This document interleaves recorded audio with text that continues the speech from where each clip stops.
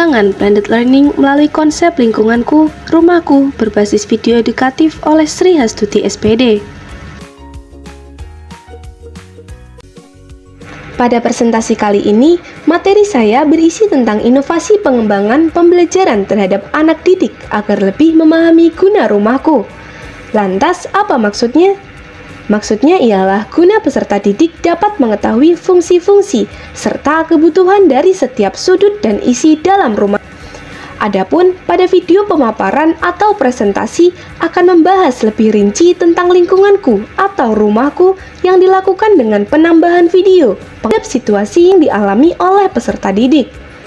Penggunaan tambahan video dalam presentasi kali ini sebagai bentuk inovasi pengembangan blended learning terutama di masa pandemi seperti ini. Dengan demikian, apabila pengembangan ini dapat berjalan dengan lancar, maka diharapkan akan mencapai tujuan-tujuan seperti nampak pada layar. Assalamualaikum warahmatullahi wabarakatuh. Selamat pagi anak-anak. Good morning students. Bagaimana kabar kalian hari ini? Alhamdulillah, luar biasa. Hari ini seperti biasanya kalian masih belajar dari rumah dengan tetap menyimak video yang ada di depan kalian. Karena sampai saat ini kita masih diharuskan belajar dengan daring. Nah, hari ini Bu Guru akan membahas dan mengajarkan kalian apa itu lingkungan sekolah. Dan ada juga lingkungan rumahku. Tetapi untuk kali ini Bu Guru akan lebih berbicara tentang rumahku. Anak-anakku tersayang, kalian masih berada di belakang layar? Ya. Nah, Bu Guru mau nanya, siapa yang bisa menjawab? Apa itu guna rumahku? Iya, betul, Mbak Anis. Rumahku itu tempat tinggal.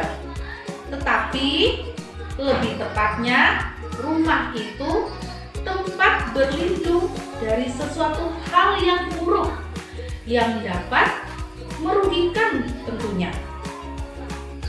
Merugikan siapa ya? Tentunya merugikan diri sendiri dan keluarga kita. Dan merugikan orang-orang yang kita sayangi yang berada di sekitar kita.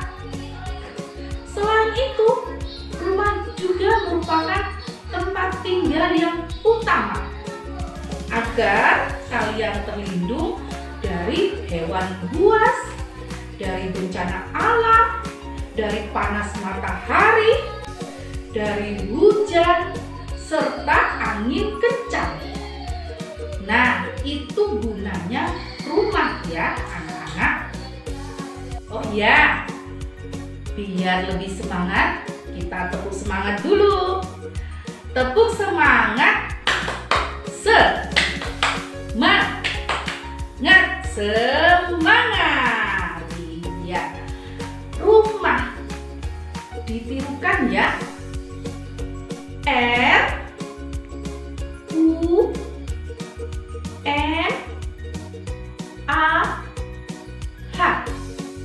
Dibaca rumah. Hebat semuanya. Yuk, kita mulai bernyanyi sekarang. Ditirukan ya anak-anak. Ayah bunda di rumah boleh mendampingi putra-putrinya. Lagu rumahku. 1, 2, 3. Ini rumahku, ini rumahku. Indah sekali untuk bermain bersama teman, sangatlah nyaman. Ini rumahku, bersih dan sehat. Di sini ada aku dan keluarga, kami bahagia. Mana anak-anak? Mudah kan lagunya? Kita ulang sekali lagi ya. Ini rumahku, indah sekali untuk bermain bersama teman. Ini rumahku, ini rumahku, bersih dan sehat. Di sini ada aku dan keluarga, kami bahagia.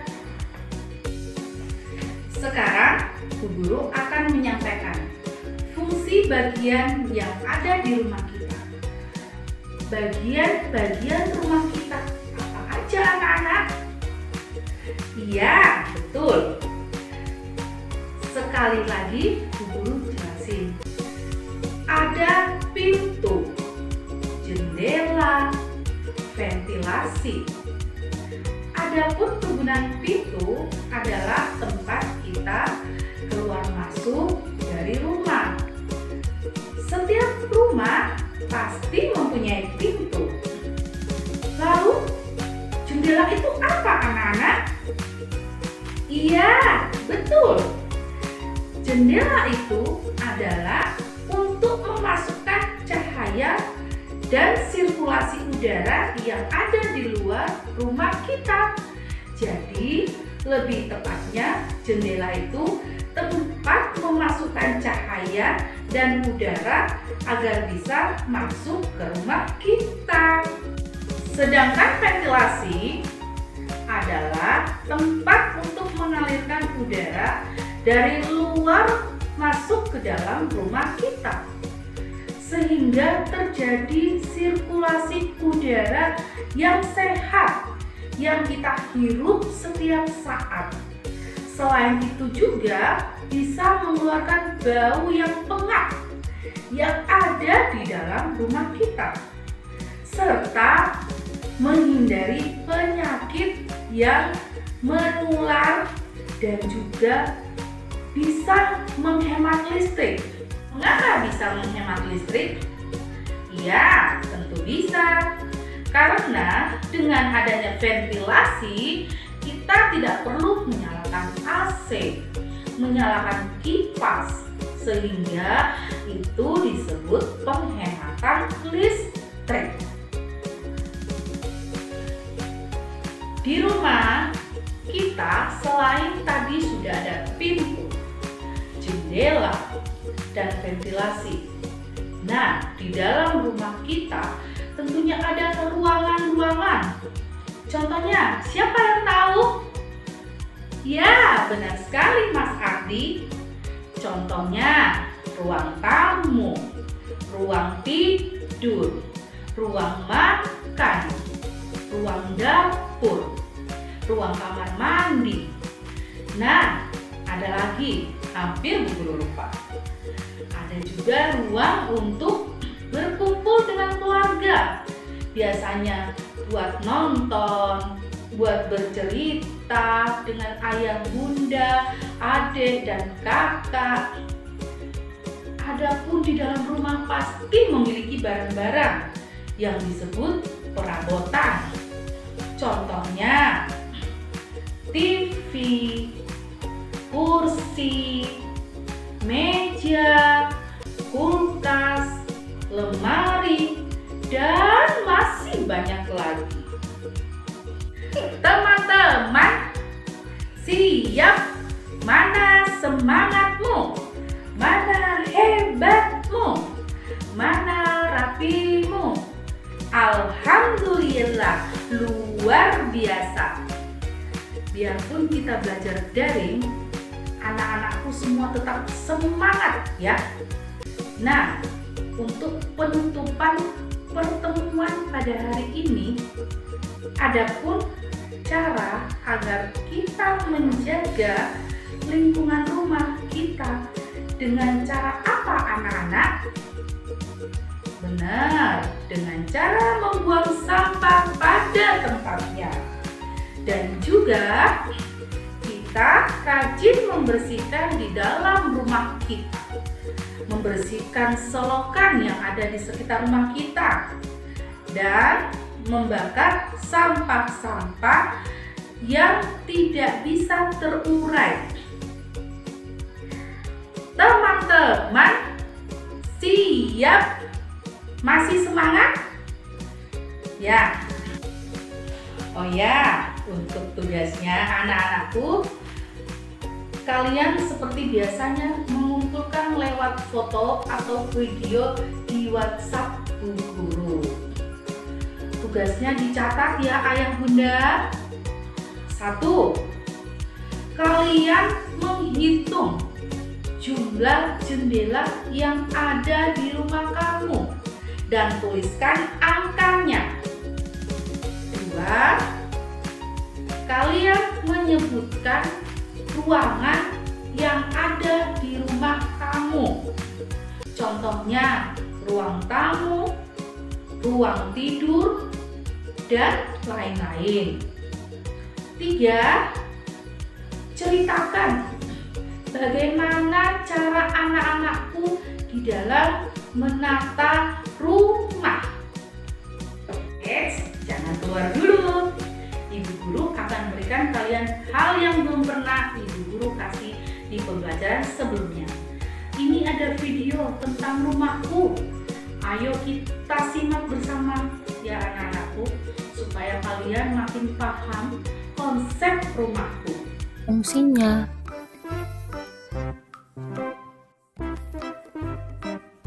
Kita mulai saja ya. Sekarang kita mulai dari kamar mandi. Kamar mandi merupakan tempat di mana kita bisa mandi. Di kamar mandi ini ada banyak peralatan ya. Misalnya ada bak mandi, kemudian ada wastafel, ada toilet, ada peralatan mandi seperti sabun, sikat gigi, kemudian odol, shampoo, dan lain sebagainya. Jadi, fungsi dari kamar mandi adalah tempat untuk kita mandi.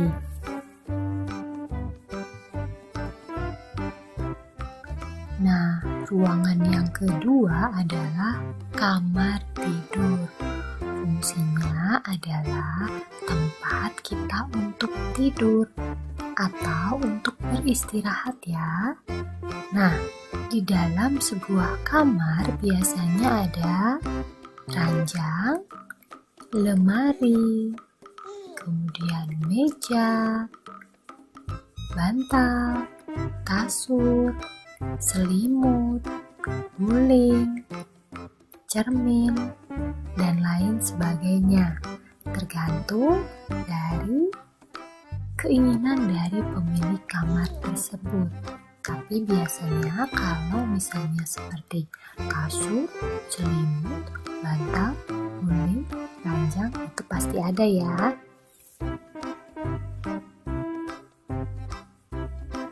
Ruangan yang ketiga adalah ruang dapur.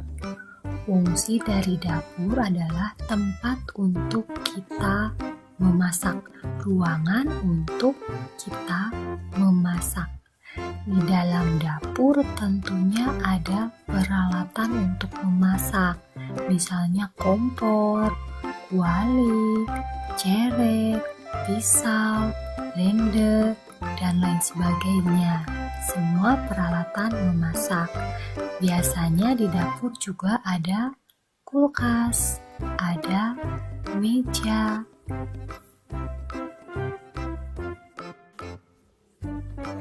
Nah, ruangan yang keempat adalah ruang makan. Sesuai dengan namanya, fungsi dari ruang makan adalah tempat untuk kita makan. Di dalam sebuah ruang makan, biasanya ada meja makan, lengkap dengan kursinya tentu ya. Nah, di ruang makan juga biasanya ada lemari untuk menyimpan makanan kita.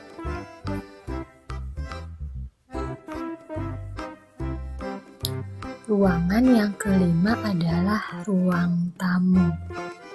Fungsinya adalah tempat untuk kita menerima tamu. Nah, biasanya ketika ada tamu yang datang, tamu dipersilahkan untuk duduk di sini. Ruang tamu biasanya ada di bagian depan rumah. Di rumah bagian depan ya, supaya orang lebih mudah ketika datang. langsung ke ruang tamu.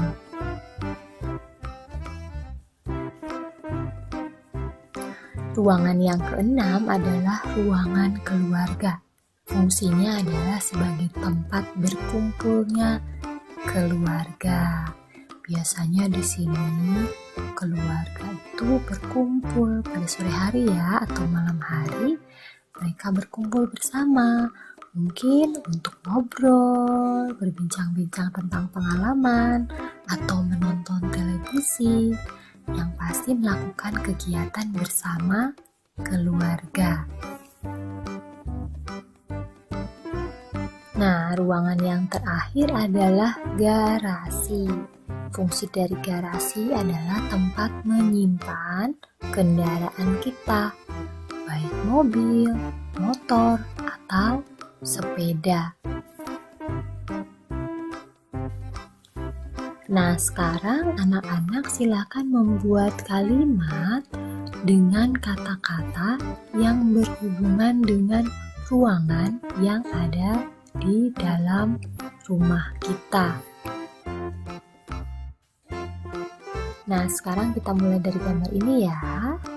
Contoh kalimatnya seperti ini.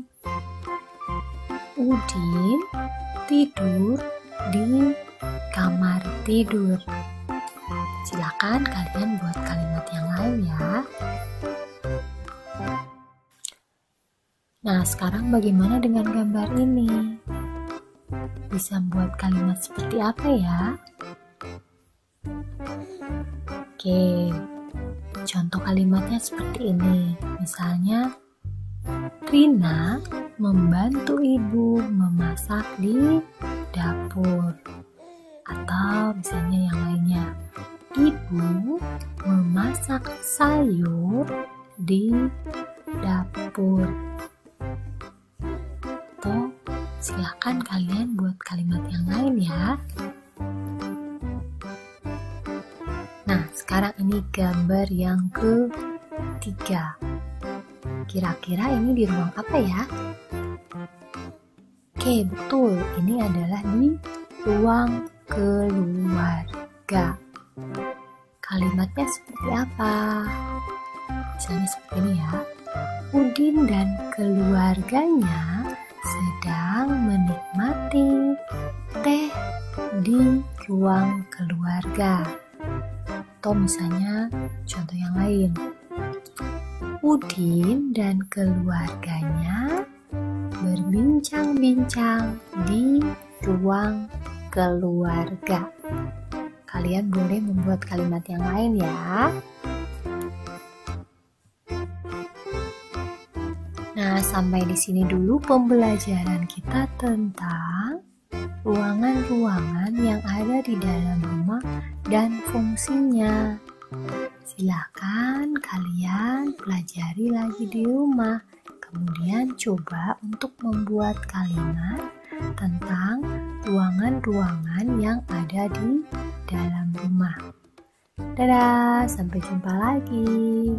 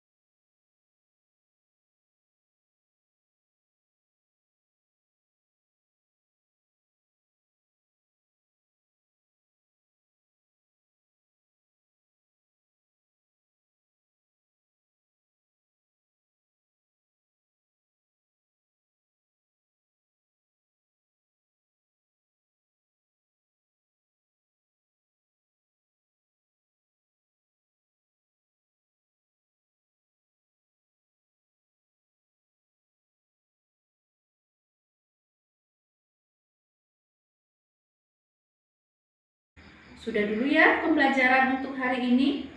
Wassalamualaikum warahmatullahi wabarakatuh.